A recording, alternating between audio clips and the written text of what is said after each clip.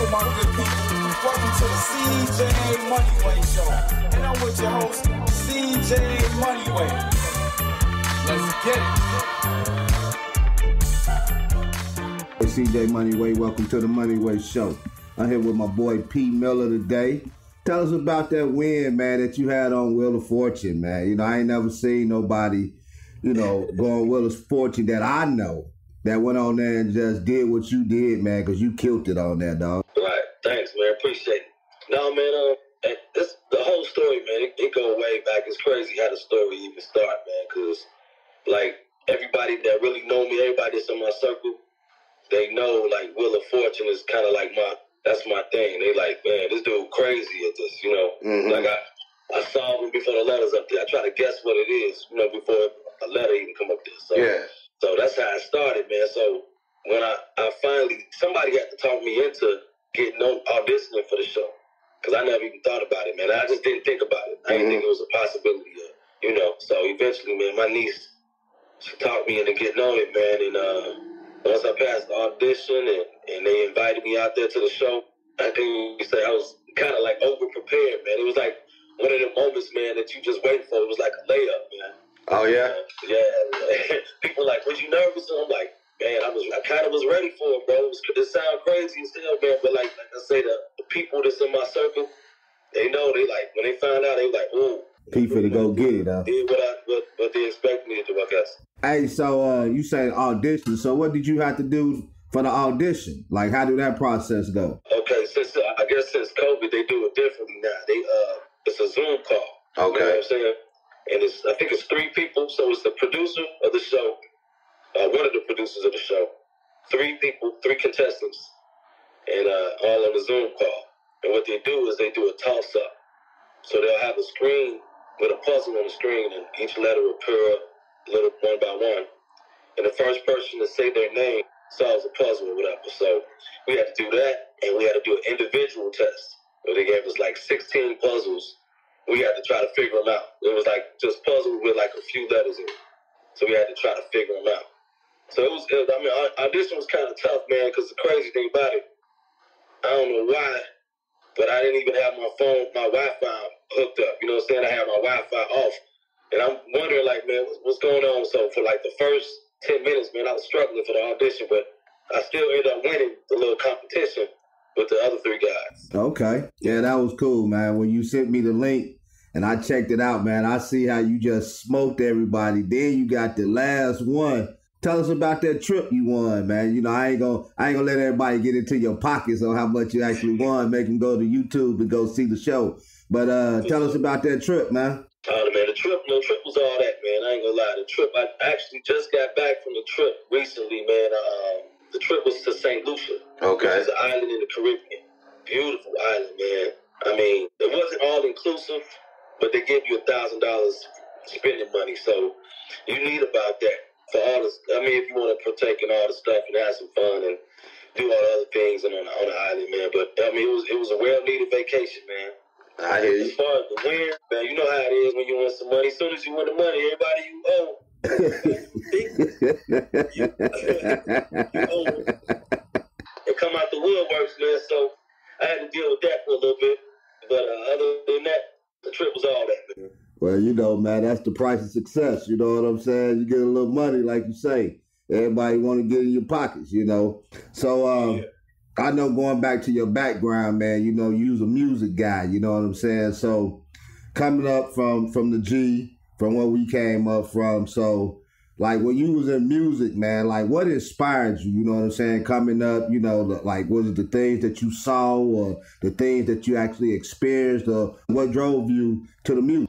I think music was influenced as an influence at an early age, because I can't even remember not liking me. I can't even remember not wanting to do some type of form of music. You know what I'm saying? Yeah. And I believe that came from my parents, man. But my mama really, man, she played a lot of music. My mom and my sister, they played a lot of music, man. So I grew up on all that stuff. It's funny you ask, because I got to promote my joint. I'm doing a documentary right now. Okay. And it's in the works right now. I'm just finishing up the pilot episode. And it stems back from my group in Gary because we was one of the most influential groups in Gary. Okay. At that point in time, it was 1989. The group was called Showtime Posse. And we was winning. I don't know if you remember the Easter talent shows that was West Side every year. Yeah. The citywide talent show, the Genesis Center, but we was winning all that. You know what I'm saying? I document that. I got footage, old footage of that, so I document that and just how that music and coming together with those guys and that camaraderie kind of shaped me into the guy that I am today. So this is just basically an explanation of who I am as a person and why, and it all stems from that. So music has been in my life for as long as I was able to talk. Hey, man, that's what's up, though. You know what I'm saying? The grassroots, like you say, coming up, and it shaped you into the person that you are now. You know, that's cool, man. When that documentary come out, man, you're going to have to let me know when it drop, man. You know what I'm saying?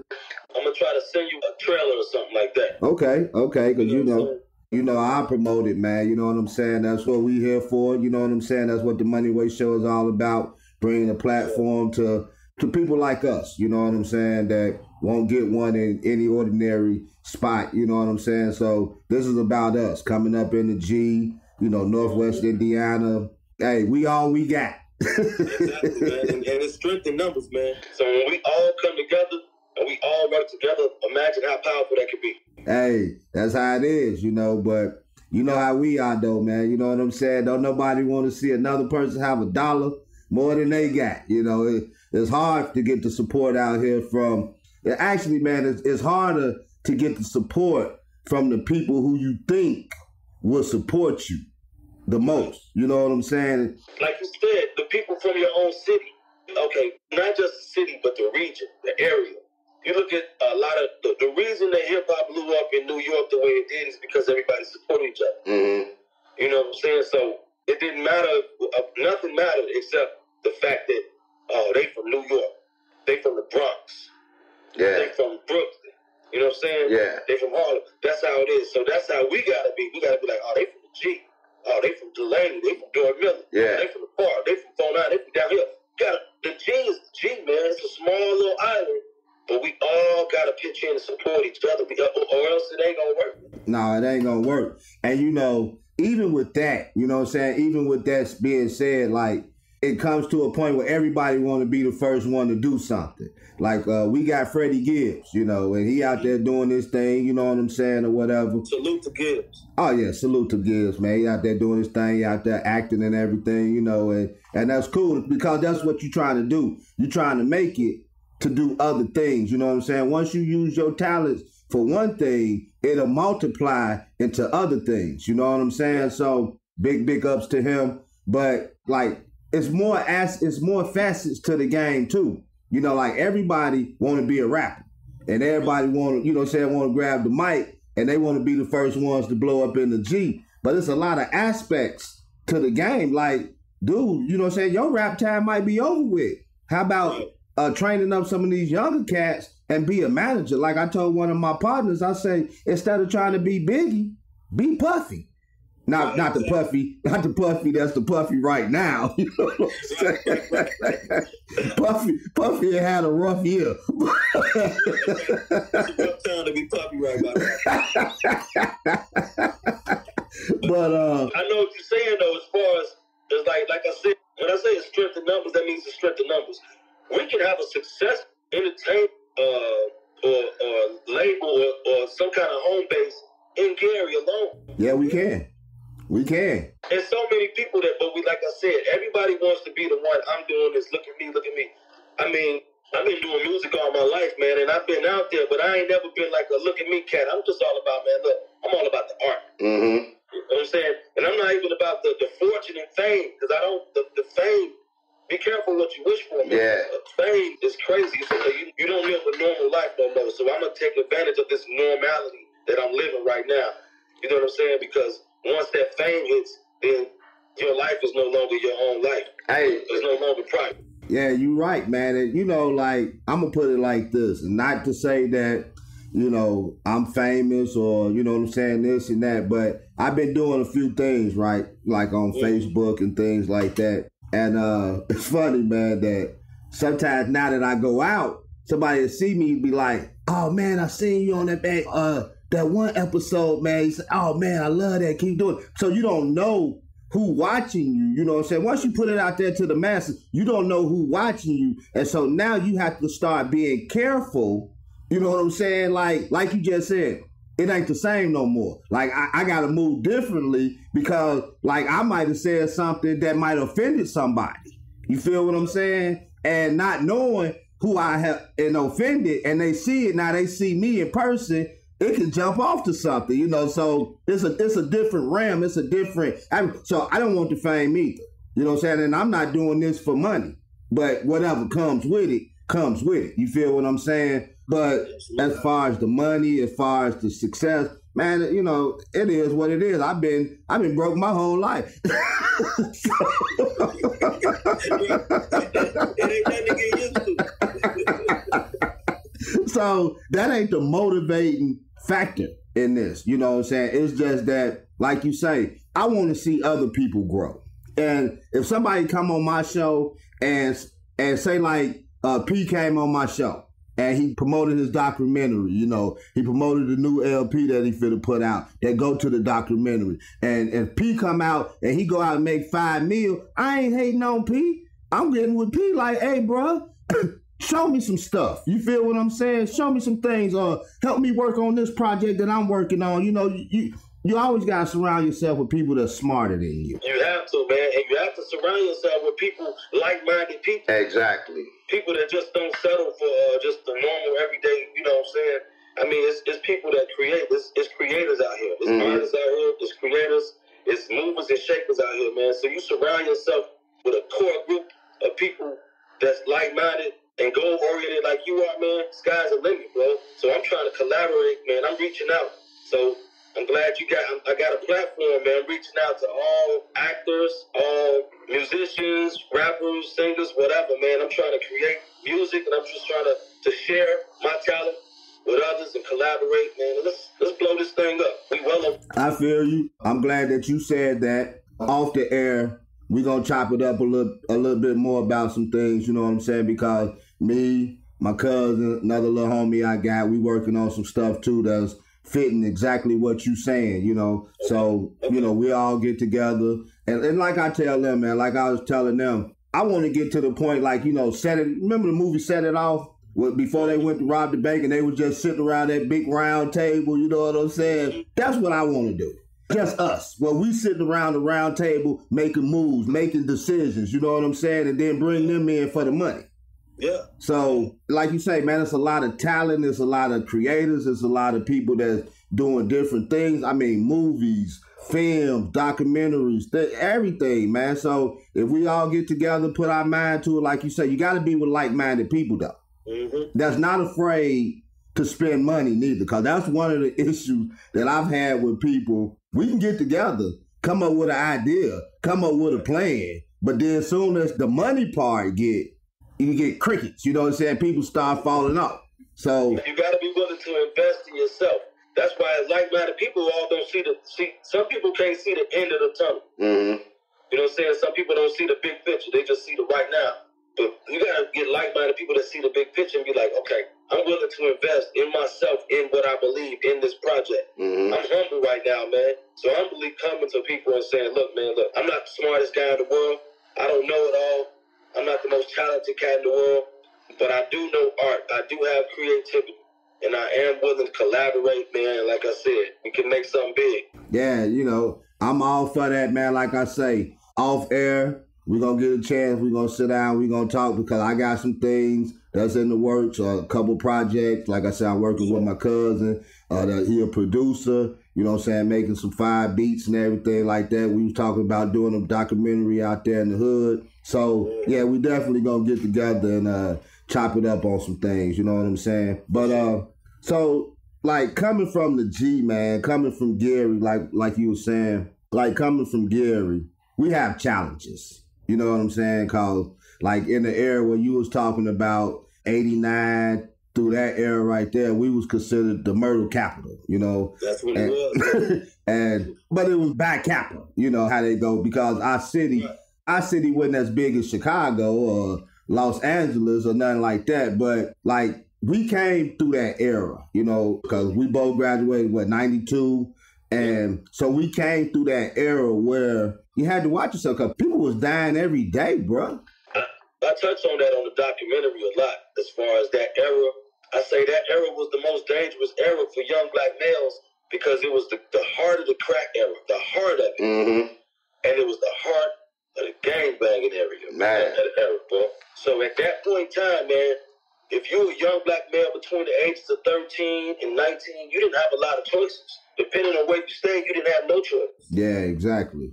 And that was even on us, too, the way that you moved around the city. I mean, back at that time, that's when Gleason was jumping off. Gleason was jumping off big time like Crenshaw.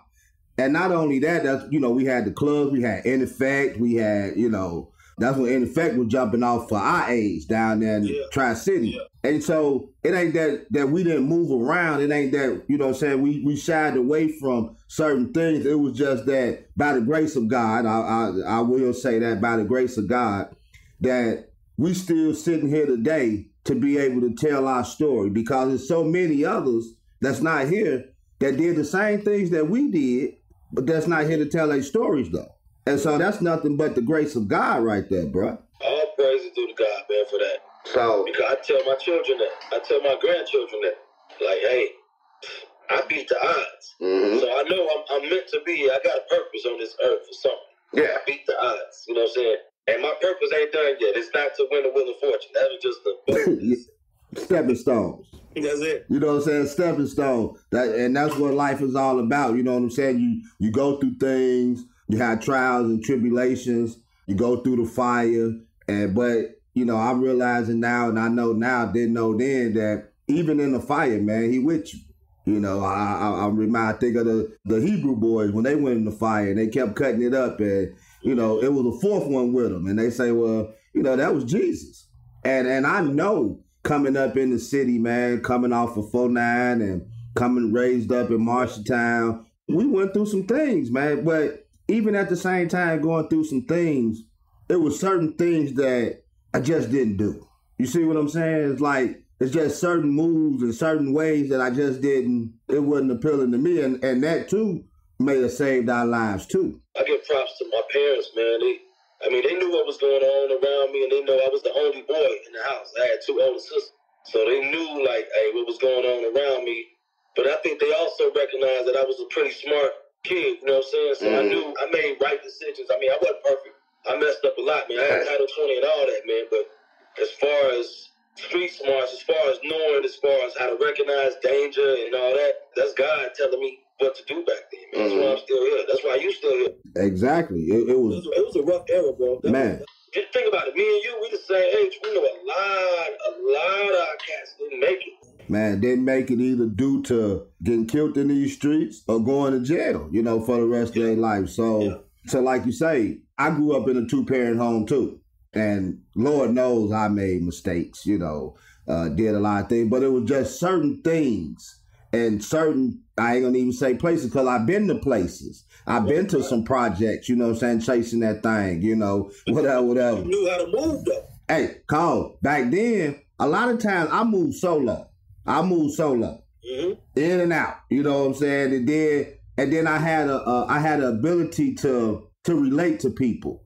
You know what I'm saying? Like, I'm not coming in like I'm this high and mighty cat. You know, I can blend in with anybody. We playing spades today? Oh, let's get it in. You know what I'm saying? Oh, hey, man, hey, can you go to the liquor store for us? Hey, all right, whatever. You know what I'm saying? I mean, I was able to adapt to whatever situation I was in, and I was able to get out of some stuff because I wasn't coming in gung-ho, you know what I'm saying, whatever. You know us, man. We grew up in that fighting age, you know. When we were fighting, we were fist fighting back then. Things got a little different. That's what it was about. It was about these, man. Niggas weren't pulling no pistols back then, bro. Cats wasn't pulling no pistols back then. Nah, either you was gonna get hit in the mouth or you was gonna hit somebody in the mouth. It was plain and simple, you know. Now, they was jumping cats back in the days. I ain't gonna lie. Oh, I know. I got jumped in the 8th grade, you know. I got jumped in the 8th grade, so yeah, I know about being jumped. But I got... Shoot no fair ones all the time. Oh, no, you know what I'm saying? And you know what? And that's life, though. Life ain't fair sometimes. You know, you get beat up and you get jumped in life, but that don't mean that you quit. You know what I'm saying? It don't mean that you quit. It don't mean that you a punk. I mean, I've even had fights, and I've lost a few, but I probably won more than I lost. But you win some, you lose some. And you got to take the good with the bad, take the crookeds with the straights, take the L's, but don't take them as losses, take them as lessons, man. Lessons. I bet you won't get me like that. Lessons, man. I bet you won't get me like that next time. I bet you won't get me like that next time. Yeah, I'm gonna see that one coming. But so yeah, you know, coming up in the hood, the movie. So another thing that we got in common, we both worked at the boat. We worked at the boat. So we worked at the boat back in the day, you know what I'm saying? And I just got through working with you, about a year or so ago, about a year and a half ago. And so I guess... Do you miss it? Do you miss it? No, not at all. No, me neither. Not at all. Not at all. You know what I'm saying? Not at all. Not at all. You know, that's one of my last resorts. You know, if I ever had to, I'm not going to be without a job, because one thing, even not doing it, one thing that we've gained over the years is the experience. So we can go on anybody's crap table and get a job at the casino. Anywhere. So like my thing is, I want to ask you, and we'll just end it on this, the difference between people gambling 20 years ago than these present day gamblers. Like, what is the difference to you? You know, that makes you not want to go back and do it again? Because I know what the difference is for me. I think, 20 years ago, I started, 96. That's almost 30 years. Well, yeah, we was in the game a long time, because I started in May 96. The one difference I can notice straight up is like back then it was new. Mm-hmm. So people weren't accustomed to gambling, so there was an excitement to it, and it was kind of like, you know, they was more appreciative of the service. Mm-hmm. I think today is more, a lot of people done caught on. A lot of people have become degenerate gamblers. A lot of people it's become habit. Mm-hmm. For a lot of people, it's become a lifestyle for a lot of people. Exactly. So I think a lot of the customers, a lot of the gamblers, they don't look. They just got blinders on, man. They just thinking about themselves at the point. So they mad at the world. The appreciation for the service that we do, you got to understand. These people, man, we was working at the boats through holidays, sacrificing time with our families on important days. Because in the casino business, they got what they call blackout days. Yeah. That means you can't call off. I mean, what? If you call off, you terminate it? Or like 3 points or something like that, you know what I'm saying, back in the day. And 3 points on a 5-point system. That's what I'm saying. So they make it real hard for you they make you have to make a tough decision. I think the customers now, man, they just trying to get over, trying to steal at every opportunity they can get. They're going to take every shot in the book. Every shot in the book. And the thing about it is, when I came there with you, and you know we was on the table together. Yeah. We know every shot in the book. Come on, man. Been doing this too long. You know what I'm saying? Been doing this too long, bro. I mean, like we might be new here, but I ain't new to the game. Exactly. I've been in the game longer than you've been born, bro. You know, so, I mean, but I feel your sentiment on that, because, like you say, like in the beginning, I felt like people was just like the average person. They working, you come to the boat, have a good time, win or lose. It was what it was. But nowadays, you got these younger guys. And I think that's what turned me off at this last gig that we was at, that you got all these younger people coming in, and like you say, they just mad at the world because they have made this, gambling is just not a social thing. This is their life. This is their livelihood. You know, if they don't hit 7 or 11 or hit that the top pair and all that type of crap, the all or nothings, they ain't got nothing. You know what I'm saying? But then, yeah, still they coming to the boats every day. Every day. And here it is, I got a job and can't come to the boat every day and gamble. And so it's just the difference, man. You know, other people, you know, even on our side, gamblers, even on our side as being dealers, they don't respect the craft. Not at all. You coming in, you going on your breaks, getting high, you know what I'm saying, or whatever, you know. Like, back in the day, days, man, it was, you respected the crowd because it was new. It was brand new to everybody. Mm-hmm. Cats came down here from Vegas and Atlantic City and taught these classes and taught these dealer classes and opened up these casinos, man. And we respected them guys. You know what I'm saying? Yeah. And we respected the chain of command, man. Somewhere along the way, that lost its way too, man, because they started showing a lot of favoritism and putting people in position that shouldn't be in position. That shouldn't be in position. And then they let their bias and their BS come through, man. So yeah, it's changed a lot, man. Like you say, the chain of command, because people, like when we came to that spot, we was dealers, but people don't know, man. We had already been to that level.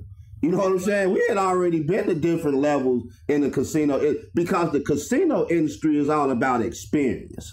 Yeah. And the more experience you get, the higher you go. We've been to that spot.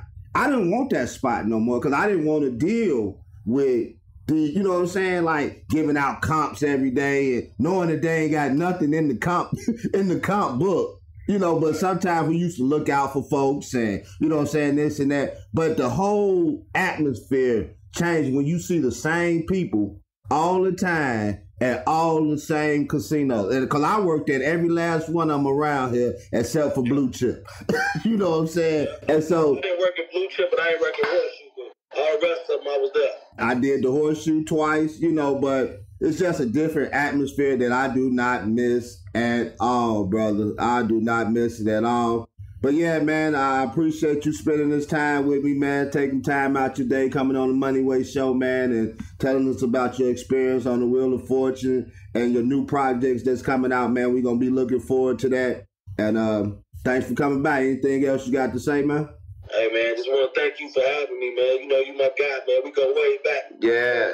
I've been waiting to chop it up with you anyway, man. So we're going to do some more chopping up offline, behind the scenes, man. So looking forward to whatever we got coming, man. It's going to be dope. Hey, for sure, man. Hey, I'm going to get at you, man. We're going to talk soon about that. All right, man. Appreciate you, bro.